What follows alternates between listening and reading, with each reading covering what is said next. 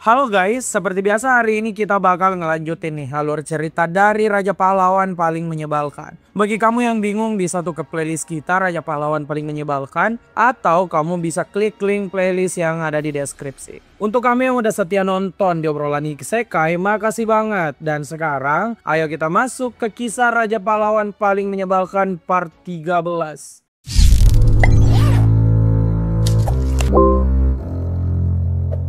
Di video sebelumnya, Kang Yosung bersama seluruh top ranker season 5 World of Towers masuk tuh dalam sebuah menara spesial. Menara ini bernama A Match Tower. Menara ini tuh mempertemukan 10 top ranker yang nantinya itu bakal di-voting oleh seluruh dunia yang menyaksikan live streaming dari menara tersebut. Nah, pahlawan dengan voting terbanyak itu akan mendapatkan sebuah hadiah. Tapi jika mereka enggak berhasil menarik minat penonton, maka 100 juta orang akan jadi korban. Sekarang, Kang Yosung tuh udah selesai dengan tantangan dari Swordmaster yang meminta duel. Kang Yosung kemudian mengumumkan salah satu rahasia dari kekuatannya, yaitu dia ternyata mengikat kontrak dengan Monarch of Truth.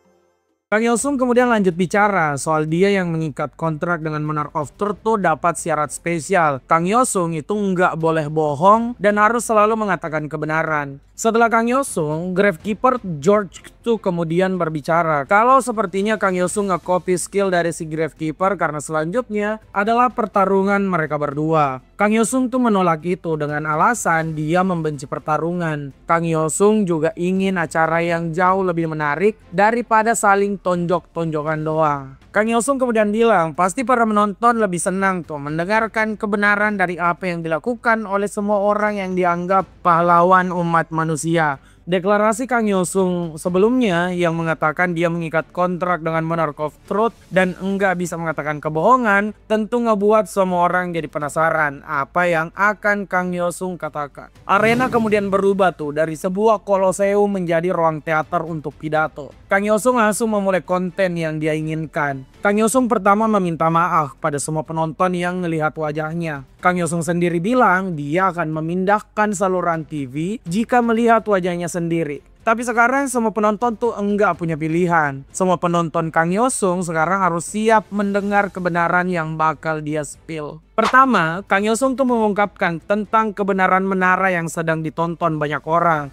Kang Yosung to the point tuh bila kalau ada 100 juta manusia yang bisa mati secara acak jika para pahlawan gagal di menara tersebut, ya tentu saja semua orang tuh jadi panik. Jadi Kang Yosung bilang penghutang suara yang diinginkan menara sekarang sangat penting karena bisa saja mereka yang sedang menonton bakal jadi korban. Tapi mereka juga harus memilih dengan benar tuh, tidak boleh asal pilih karena semua pahlawan yang ada di sana memiliki rahasia gelap mereka masing-masing. Kang Yosung itu mulai dengan nge-spill rahasia dari Gravekeeper George. Dari luarnya, Gravekeeper ini emang hanyalah seorang pak tua yang terobsesi dengan yang namanya artefak. Tapi siapa sangka Kang Yosung tuh nge-spill kalau George ternyata sedang terobsesi membangkitkan sebuah kerajaan yang pernah memperbudak manusia. Dalam kata lain, George tuh punya obsesi jadi seorang raja bengis yang mengendalikan orang lain. George marah tuh dan menyuruh Kang Yosung menjaga mulutnya. George yang panik kemudian mencoba menyerang Kang Yosung dengan arwah terbang tapi ditangkis Kang Yosung dengan skill yang sama. Nah, setelah George, Kang Yosung tuh kemudian nge-spill kelakuan Count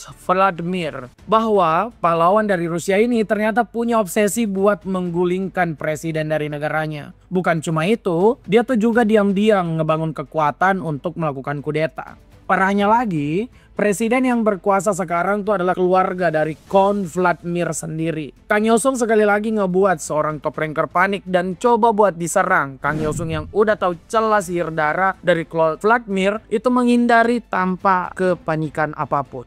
Tidak cukup dengan itu, Kang Yosung tuh kemudian menyebut nama dari Jenderal Kilgore dari Amerika. Jenderal ini memang tidak ingin tuh melakukan kudeta atau apapun atau menjadi pemimpin negara, tapi dia tuh ternyata juga sama gilanya. Jenderal Kilgore itu ketahuan kalau dia secara diam-diam sering menjatuhkan bom ke wilayah musuh dari negaranya, tidak peduli korbannya itu lansia, anak-anak ataupun orang gak berdosa lainnya. Mendengar hal ini, Jenderal Kilgore tuh sangat panik dan langsung melompat menyerang Kang Yosung. Jenderal Kilgore kemudian menggunakan skill eksklusif miliknya. Skill ini ngebuka sebuah portal dan jet tempur keluar dari sana untuk ngejatuhin bom. Semua orang jadi panik termasuk Saintes yang langsung memasang perisainya. Tapi semua orang tuh nggak akan terkena bahaya. Kang Yosung ternyata bisa mengcopy skill tersebut dan menghancurkan jet tempur menggunakan jet tempur lainnya.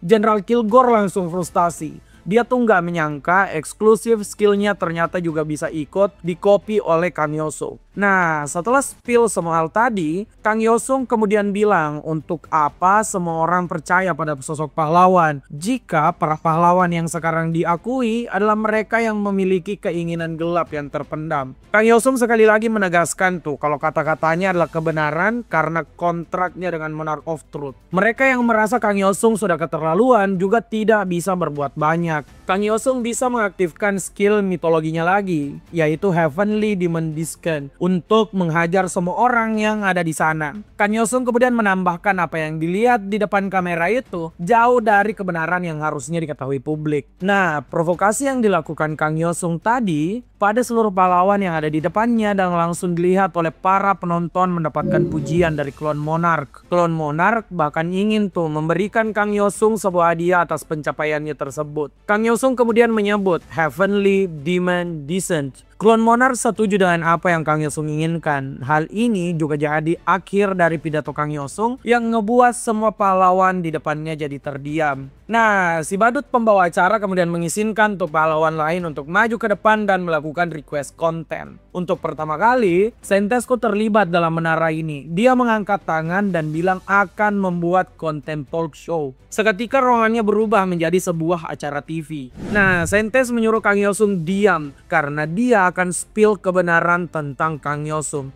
Pernyataan Saintes ini ngebuat heboh semua orang termasuk para penonton. Kang Yosung yang tidak tahu hal ini akan terjadi, sekarang dia tuh yang malah jadi panik banget. Kang Yosung kemudian meminta Saintes untuk memikirkan hal ini baik-baik. Saintes malah bilang kalau harusnya Kang Yosung gak khawatir karena bukannya Kang Yosung sendiri yang bilang kalau mereka sedang berpacaran. Dengan begini, Kang Yosung hanya bisa pasrah tuh dengan apa yang akan Saintes katakan.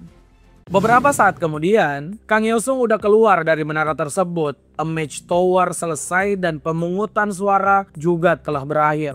Kang Yosung ada di peringkat pertama, kedua ada Saintes, dan ketiga ada si Gravekeeper. 5 orang teratas tuh akan diberikan imbalan. Nah, Hero King yang jadi nomor 1 mendapat imbalan yang paling besar, yaitu 1 skill rank mitologi. Kang Yosung tentu saja memilih skill terkuat yang pernah dia punya di season sebelumnya, yaitu Heavenly Demon Descent. Nah, dengan begini Kang Yosung tuh sudah memiliki combo Relic Divine, mulai dari equipment kelas mitologi, gelar mitologi, dan juga skill kelas mitologi. Belum cukup sampai situ, Kang Yosung tuh sebenarnya juga menyimpan satu senjata mitologi lain yang jadi hadiah dari season 5, Black Death, dagger ganda yang dimiliki oleh Lord of Pestilence. Alasan Kang Yosung belum menggunakan Black Death sampai sekarang dalam pertarungan itu adalah resiko dari senjata mitologi tersebut. Di sini tuh kita diberitahu lagi kalau ternyata mau itu senjata atau perlengkapan yang penting di kelas mitologi, semuanya tuh membutuhkan kekuatan yang mumpuni. Kalau playernya dianggap nggak pantas menggunakan skill atau senjata kelas mitologi tersebut, maka senjata atau skillnya bakal hilang. Dan parahnya lagi, si player akan mendapatkan penalti yang sangat besar, mulai dari penurunan stat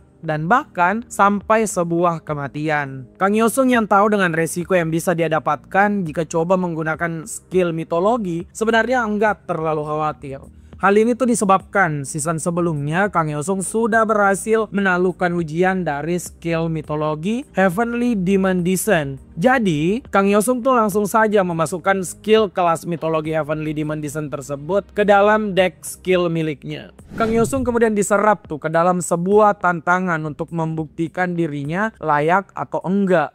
Kang Yosung berada di sebuah padang ilalang yang sangat luas. Di depannya ada pria tua bertopi petani. Ya tentu saja Pak tua ini sih bukan seorang petani ya guys. Karena di pinggangnya ada sebuah pedang. Kang Yosung mengenal pria ini dan langsung mengajak Pak Tua tadi untuk memulai ujian. Pak Tua tadi tuh ternyata Heavenly Demon sendiri. Dan Kang Yosung itu punya tugas untuk menangkis 2 gerakan dasar dari sang Heavenly Demon. Sang Heavenly Demon kemudian mulai mencabut pedangnya. Dia tiba-tiba menghilang dan sampai di hadapan Kang Yosung. Gerakan pertama dilakukan. Kang Yosung memang berhasil tuh menangkisnya. Tapi sekujur tubuh Kang Yosung jadi bergetar. Kang Yosung kemudian berbalik karena dia tahu ini adalah momen sang Heavenly Demon akan melakukan gerakan keduanya. Serangan Sword Ki yang bisa memusnahkan Sword Master Cina tanpa sisa ini itu ditangkis Kang Yosung dengan susah payah. Ya, dengan begini seharusnya tuh Kang Yosung udah lulus dari ujian skill mitologi Heavenly Demon Descent karena dia sudah menangkis 2 serangan dari Heavenly Demon. Tapi ada hal aneh nih yang terjadi. Pak Tua Heavenly Demon di hadapan Kang Yosung ternyata punya kesadaran penuh. Dia kaget tuh dengan gelar baru yang didapatkan Kang Yosung. Kang Yosung kemudian bilang kalau Heavenly Demon itu pasti melihat gelar Monarch Slayer yang dia dapatkan dari season 5. Kang Yosung mengaku kalau dia memang telah mengalahkan salah satu monark, yaitu Lord of Pestilence, bos monster dari season 5. Setelah pengakuan ini, Kang Yosung mengaku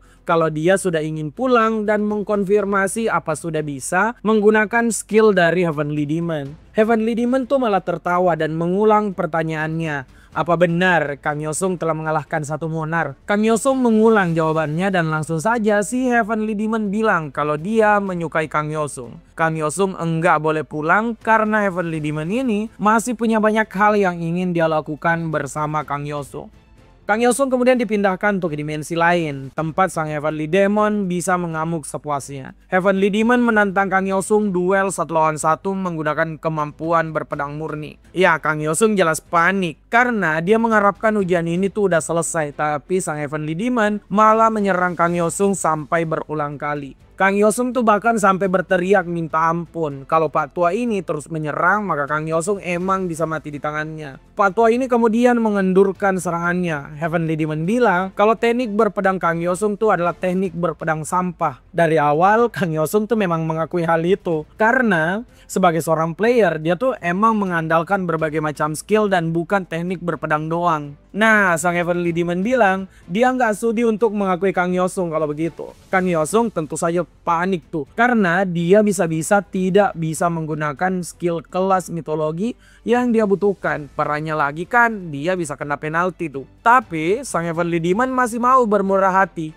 Dia tuh masih mau menguji kelayakan Kang Yosung tapi dengan ujian baru yang sudah dia siapkan. Heavenly Demon menghentakkan kakinya ke tanah dan menghancurkan dimensi tempat mereka berada. Kang Yosung kemudian berpindah ke dimensi lain yang begitu gelap. Dia tuh menanyakan kenapa sang Heavenly Demon ini malah bertindak semaunya dan tidak kayak season sebelumnya. Alasan sang Heavenly Demon simple, karena Kang Yosung mendapat gelar pemusnah monark. Jadi Kang Yosung bisa saja tuh jadi jawaban dari apa yang dicari Heavenly Demon selama hidupnya. Sang Heavenly Demon kemudian berubah menjadi sosok yang lebih muda, sosok di mana dia mendapat kekuatan terkuatnya. Perubahan ini hanya untuk satu hal, yaitu menggunakan bentuk ketiga dari Heavenly Demon Three Sword yang harus ditahan Kang Yosung. Saat serangan ini meluncur, Kang Yosung sudah seperti nggak punya harapan, dirinya terbelah oleh serangan tersebut.